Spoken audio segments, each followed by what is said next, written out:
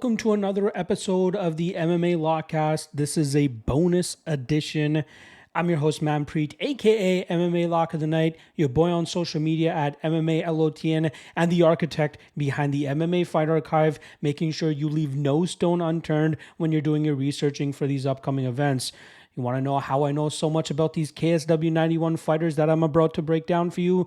It's through the MMA Fight Archive. Check it out yourself for free with a 7-day free trial. A link for that in the description below. Over 3,100 fighter profiles for you to check out, and not just this week but next week. We got a ton of events on there that you can study and possibly bet on, predict, break down, analyze, whatever you want to do. The MMA Fight Archive allows you to do that.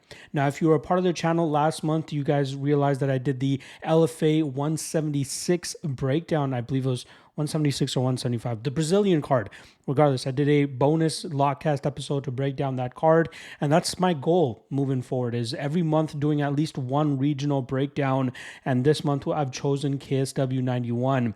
If you want more breakdowns on these regional cards, next week alone we have Cage Warriors, LFA, ACA as well. You guys can check those breakdowns out on the Patreon page where I drop them in a written format, so make sure you guys check that out if regional MMA is something that you are into.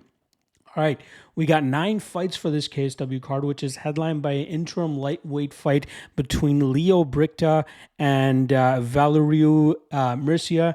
I'm going to do my best with these names. You know, normally for the UFC cards, I'll over and over listen to the new names that I may not know how to pronounce. I tried doing it with this card, but I feel like I'm still going to butcher it. So I apologize to any of my Polish fans that might be watching and kind of scorching your boy for getting these wrong. But I will do my best and break these down as briefly and effectively as I possibly can. So let's not waste any time. Let's get right into it. First fight of the night is a matchup between a veteran and a prospect. We got Petra Castkova going up against Victoria Czyzewska. Now I'm going to go with first names here. Obviously, it'll make it a lot easier. Petra is a veteran. I believe she has a 6-6 record. She normally showcases a striking style where she goes out there and throws winging hooks to try to hurt her opponents. We've seen whenever she faces a decent step up in technical skills, she does fall short there. She normally comes up short against fighters that are able to dictate the pace, put her on her back foot, and make her pay for her sloppy shots, her strikes, that is.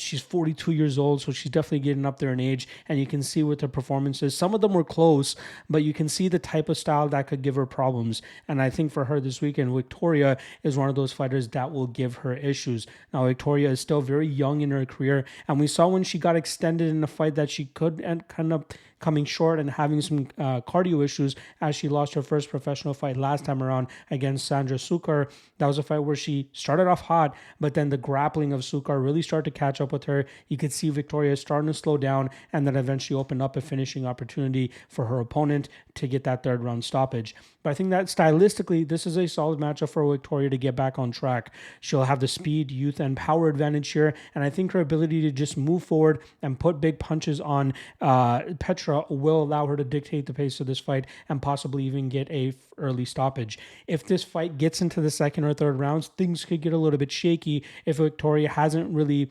honed in on her cardio, which would be surprising for me, considering that she learned from her last fight, or she should have learned from her last fight, and try to come in better shape, manage a gas tank a little bit better, and implement a more effective game plan. And that's what I expect from her here. I'm still expecting her to get a round 1, round 2 stoppage by keeping Petra on the back foot and putting punches in her face.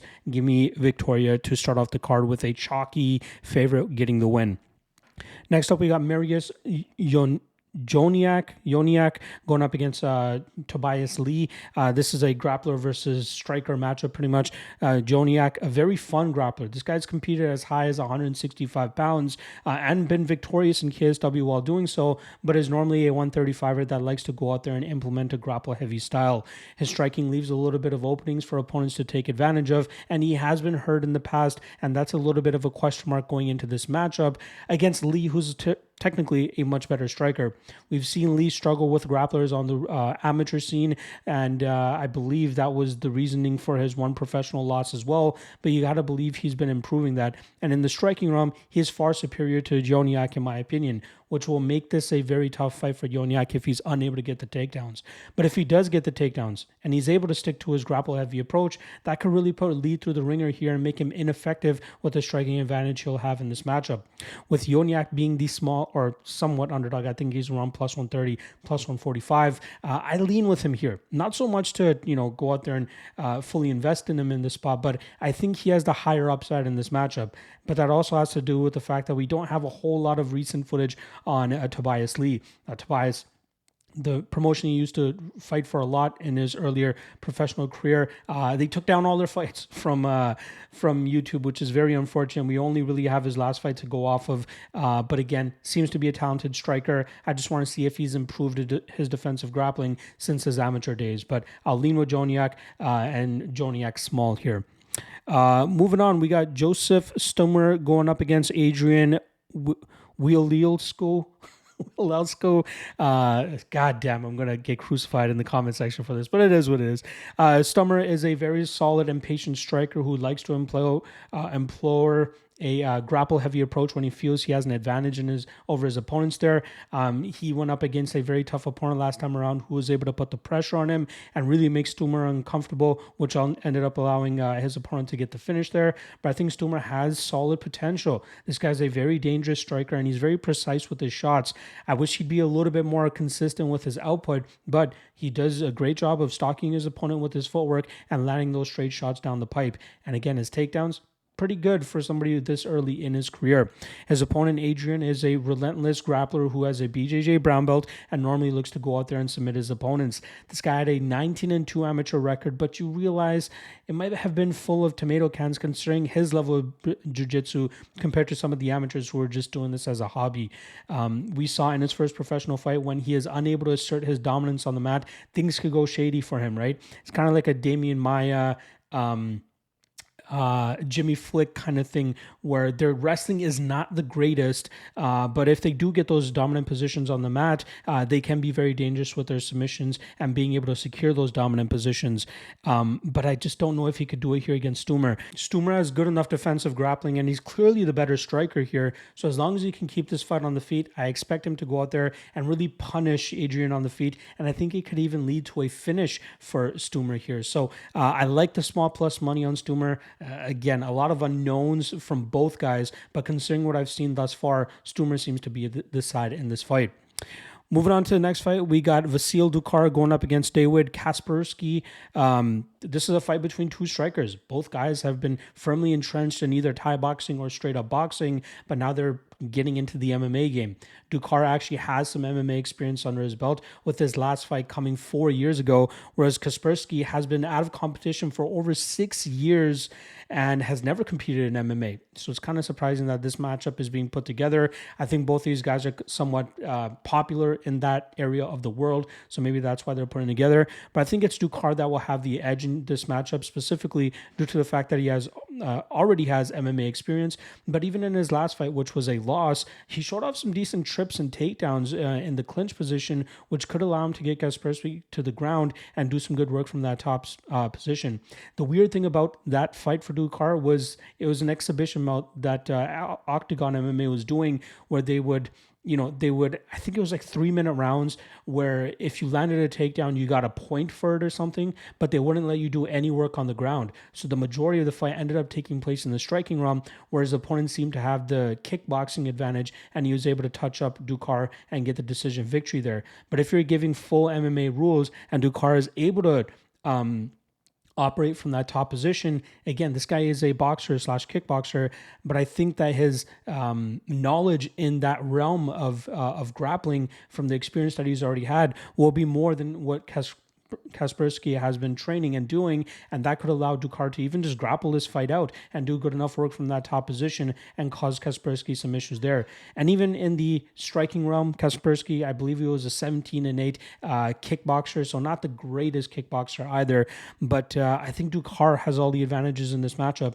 and at minus 135, I was happy to take a shot on him here. Moving on to the next fight, we got Lucas Charzewski going up against Michal Sobiech. Interesting fight here. Charzewski, heavy favorite, around minus 300.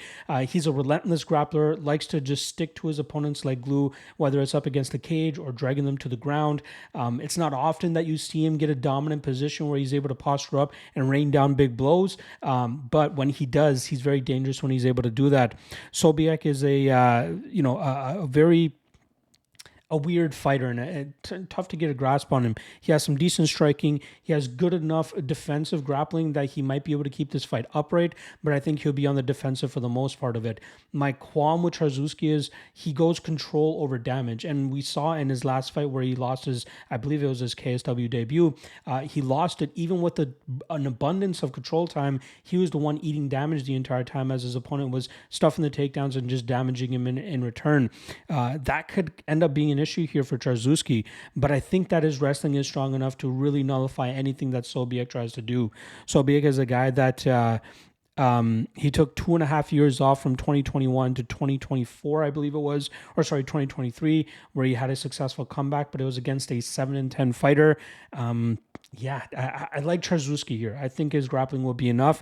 I just have some qualms about his lack of damage in those positions when he gets them. All right, next up we got Victor Cervinsky going up against Kasper Koziorzebski. Sorry, I said this guy's name 15 times last night while I was researching him, so I'm going to try to nail it this time because I thought I nailed it last night. Koziorzebski. Kasper Koziorzebski. There we go. Hopefully I nailed it for my Polish fans out there. Cervinsky is a very young and talented prospect. He's 19 or 20 years old, and he had his first amateur MMA fight in February of 2023. So it's been just over a year that he's entrenched himself in this sport, and he showcases solid qualities and good potential. He's a very strong puncher, has some good grappling of his own, although defensively speaking, I think he has some holds. He has been taken down, and I haven't been the most impressed with the work off his back or his ability to get back to his feet, which could give him some issues here against the veteran Kasper. Now, Kasper has a salty 9-6 record, but some of his fights have been close, even the ones that he ended up losing. But I love what I see from the guy. He has slick counter-striking, a nasty uppercut up the middle, and if he wants to, he has a solid grapple-heavy approach. The thing that I like about him the most is when opponents try to put him into bad positions, he doesn't settle for those bad positions. He constantly works back to his feet. If it's a takedown, if it's a clinch, he's digging under hooks and trying to pivot off and either push his opponents against the cage or pivot out back onto into the center of the cage. But I think his experience advantage here will be a big help for him against the youngster Victor, who's still trying to make a name for himself. Again, Victor had a decent performance in his last matchup against an experienced guy who actually, I believe, fights on this card as well, Adrian Dudek, who he was able to catch in a guillotine. But I would have loved to see how that fight went if it went further, because we've seen rounds where Cervinsky has been grinded out from that top position. He just happens to go out there and still get the finish later on in the fight, or at least change the pace of the fight, the complexion of the fight, and still end up getting his hand raised. But I think Koziorzebski will be the toughest matchup for him. And at underdog odds, I don't mind a shot here on the veteran to give the youngster a vet lesson here. So give me Kasper. Maybe even gets a late finish if Victor starts to get demoralized from not having his way in this matchup. All right, moving on to the next matchup, we got Matis Juracek going up against Henry Fadipe. Juracek is a karate-type fighter where he really moves backwards a lot, but does a great job in terms of blitzing forward with his straight shots down the pipe. He also implements a grapple-heavy style if that's what he feels he has an advantage of over his opponents. He has great control from that top position. Durability, not that bad. I know in his last loss, he actually got knocked out, but again, that was a much better and much more experienced opponent in Alex Lahore. In this matchup against Fadipe, he's going up against a guy that has a very salty 14-11 record, but Fadipe has fought the best that the regional scene has to offer him. But one thing that he seems to struggle with is when guys try to implement a grapple heavy approach. He has some sneaky submissions, but if he's unable to latch onto those, more often than not, he's able to get grinded out. He does show some good resistance early on in matchups where he tries to work back to his feet, but as opponents really start to establish that top position, it gets less and less resistant to keep him down. Fadipe has some decent power in his strikes, but I think it's going to be the openings in the grappling realm that he leaves for Juracek here, which will allow Juracek to win this fight. Close odds. I think it was minus 125, minus 130 for Juracek, but I think he has all the advantages in this fight outside of the power, and that should be enough for him to really wear on Fadipe here, slow Fadipe down, and eventually grind this out and get it on the scorecards. Moving over to the co-main event, we have Dominic Humburger going up against Adrian Dudek. Now, Humburger actually missed weight earlier this morning, so that's something to keep an eye on. But normally, he is a solid and lengthy striker that likes to pick his opponents apart from distance. He has gotten out-grappled in the past, which is what his downfall is. But I like what we see from him in terms of his ability to maintain range and pick opponents apart with that range-finding style. I just want to see him continuously improve his grappling still before I get too heavy on him, especially with him being a chalky favorite here. Dudek is more of a shorter, stockier fighter that throws pretty much power in everything that he throws, but he also does a decent job of looking to take opponents to the ground and grinding them out from there. But he has left openings in the past, just as he did against the youngster Victor Cervinsky, which got him submitted in that fight. But I think that Humburger is a guy that should be able to maintain the distance here and really keep Dudek at bay.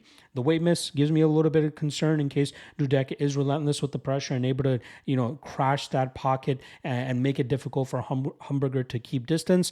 But I'm still going to lean Humburger here, and I think it actually allows him to nullify the control that Dudek will be looking to get here. As long as he stays away from the potential knockout power of Dudek as well, Humburger should be able to touch him up and possibly get a late finish here.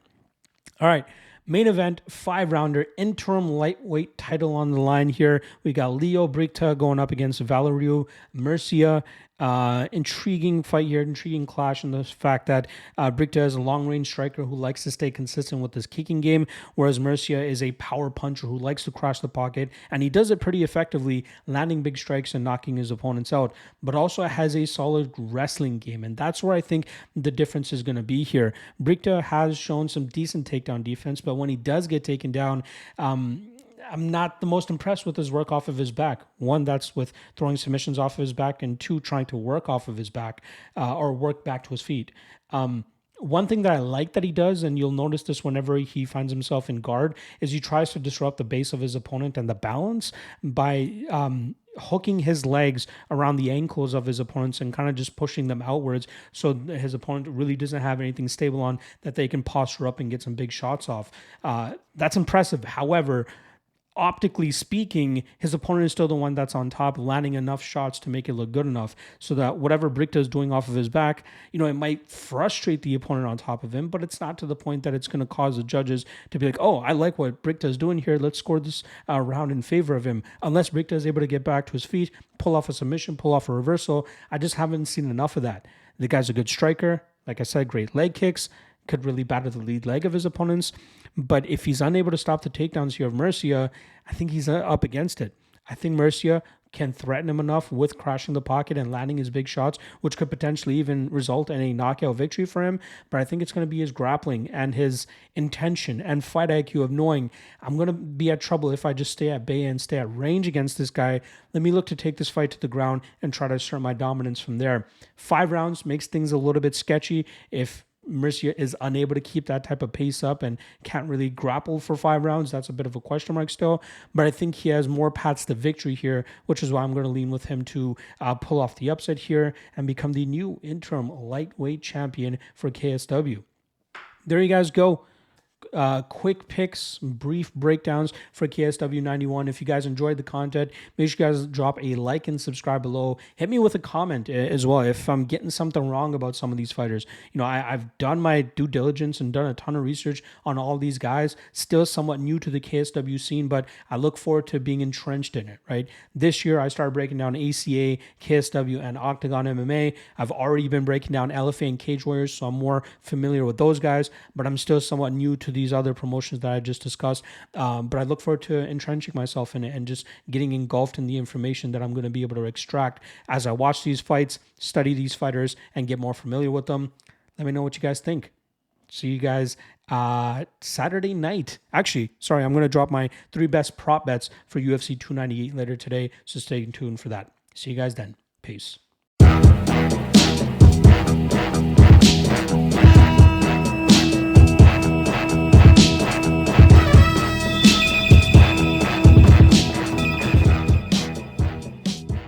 Last thing.